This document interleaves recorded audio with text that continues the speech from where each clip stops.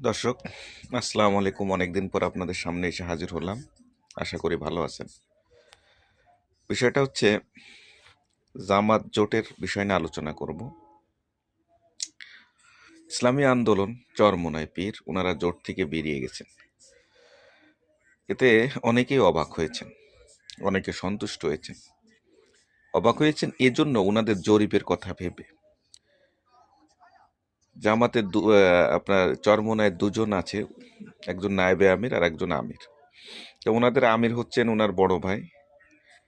ওনার বক্তব্যটা ভালো, কিন্তু ওনার ছোট ভাইয়ের বক্তব্যটা অন্যরকম, লোভী টাইপের। তিনি বলেছেন 143 আসনে তারা এ গ্রেড অর্থাৎ পাস। 143 আসনে যদি তারা পাস হয়ে থাকে তাহলে তাদের জোট করার কি দরকার? তারা তো এমনিতেই পাস করতে পারে, তারা বিএনপির সাথে কম্পিটিশনে যেতে পারে। আসলে হাস্যকর একটা বিষয়, বুঝছেন? ওনাদের কথাবার্তা হাস্যকর।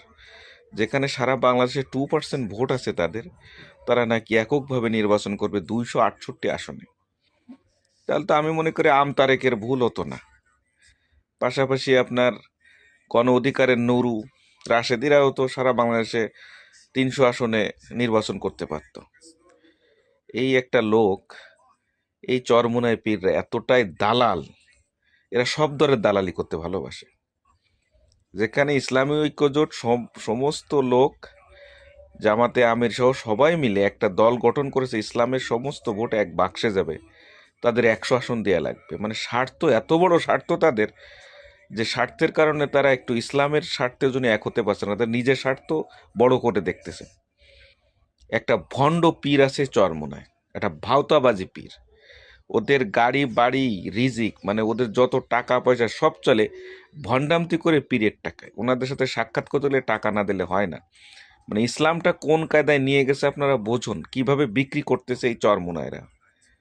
হ্যাঁ, কিছু কিছু ওই গ্রামের বোকাশোকা লোক আছে যারা হচ্ছে চরমোনায় যাব চরমোনায় যাব, কিন্তু ওই তারাই আর কি এই চরমোনার পাশে টাকা পয়সাগুলো খরচ করে। এসব ভণ্ড পীর এগুলো আছে, থাকবে ইসলামের ভিতরে কিছু বিবেক বিবেচন থাকবে, শয়তান বজ্জাত থাকবে, তার ভিতরে আছে ভণ্ড ভাওতাবাজ।